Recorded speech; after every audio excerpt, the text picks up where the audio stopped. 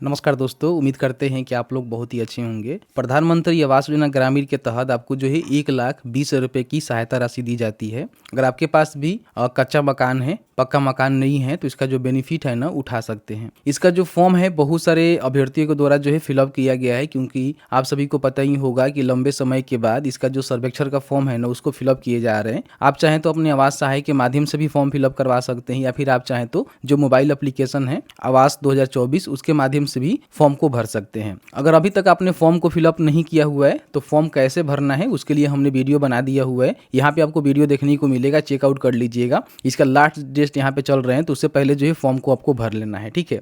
अब यहाँ पे हम बात कर लेते हैं कि जो भी लोग फॉर्म को भरे हुए हैं उनको जो है बेनिफिट किस तरह से मिलेगा और कब से मिलेगा, क्योंकि इसी बीच देखेंगे तो यहाँ पे लगभग 3 लाख ऐसे लाभार्थी हैं जिनको जो है प्रथम किस्त यहाँ पे प्रधानमंत्री आवास योजना का दी गई है, जिसका लिस्ट मैंने आपको चेक करके दिखाया किस तरह से लिस्ट में नाम अपना चेक कर सकते हैं। तो इसमें जो है काफ़ी सारे लाभार्थियों ने कहा कि हमें पैसे कब मिलेंगे, हमें जो है फॉर्म रिसेंट में फिल किया हुआ है तो हमें इसमें पैसा मिलेंगे कि नहीं मिलेंगे। देखिए अभी आप फॉर्म भर रहे हैं तो आपको जो है पैसा नहीं मिलेगा, समझिएगा, क्योंकि बहुत पहले का जो सर्वेक्षण हुआ है जिनका जो जगह होता है उसका वेरिफिकेशन कर लिया गया है, लेकिन अभी तक उनको पैसे नहीं मिले थे। 2019 की डेटा हमने आपको दिखाया कि 2019 में जो उनका घर का वेरिफिकेशन हुआ था, लेकिन जाकर 25 में उनको पैसा मिला। तो ऐसा नहीं है कि रिसेंट में आप फॉर्म भर रहे हैं तो आपका जो है तुरंत आपको बेनिफिट मिल जाएगा, क्योंकि क्या होगा कि जो भी सर्वे का फॉर्म फिलअप किया जाता है उसी के आधार पे एक जो वेटिंग लिस्ट तैयार किया जाता है, ठीक है, और उसी लिस्ट के आधार पे लंबे समय तक जो है लाभार्थी को बेनिफिट दिया जाता है।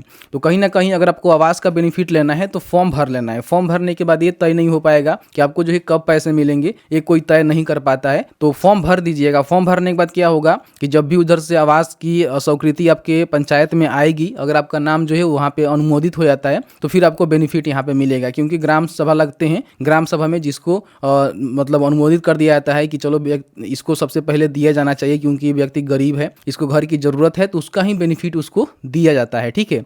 काफी सारे लोग फॉर्म भर रहे हैं तो ये समझ रहे हैं कि फॉर्म भरने के बाद हमें सीधे बेनिफिट मिल जाएगा, तो ऐसा कुछ नहीं है। इन बातों को विशेष रूप से ध्यान रखेंगे, ठीक है। तो मैंने जो पूरी जानकारी बताया। बाकी आपको बता दें कि जो पैसे भेजे गए हैं, मैंने आपको वीडियो बनाकर बताया था कि 3 लाख से अधिक ऐसे लाभार्थी हैं जिनका जो है पैसा यहाँ पे मिला हुआ है प्रथम किस्त के रूप में। उनको 100 दिनों के अंदर जो है दूसरा किस्त मिलेगा और फिर उनको तीसरा किस्त मिलेगा, क्योंकि 3 किस्तों में पैसे दिए जाते हैं। बाकी यहाँ पे बता दें कि 3,30,000 ऐसे लाभार्थी हैं जिनका जो आवास का स्वीकृति है वो दिया गया है। तो स्वीकृति किनको मिला हुआ है समझिए, जिनका पहले से वेटिंग लिस्ट में नाम था, पहले से जो है सर्वेक्षण कराकर उनका जो है डेटा भेजा गया था सरकार के पास, तो उसमें से 3,30,000 ऐसे लाभार्थी हैं जिनका जो है वेटिंग लिस्ट से उठाकर उनका जो है आवास का स्वीकृति मिल गया है। स्वीकृति मिलने के बाद क्या होगा कि फिर उनको जो है प्रथम किस्त, दूसरा किस्त, तीसरा किस्त मिलेगा। उसके हिसाब से अपना घर का काम वगैरह करवाएंगे और समय समय पर उनको पैसे दिए जाएंगे।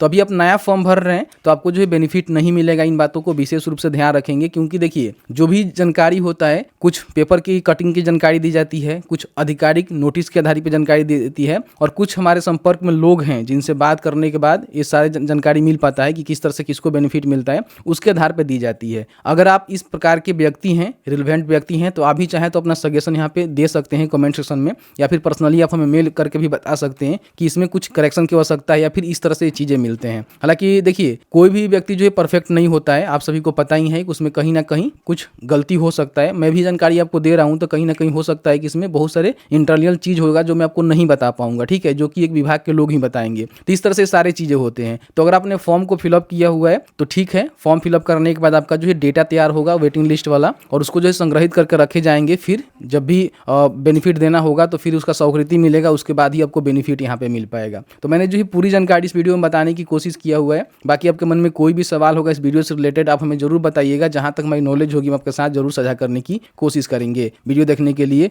बहुत बहुत धन्यवाद।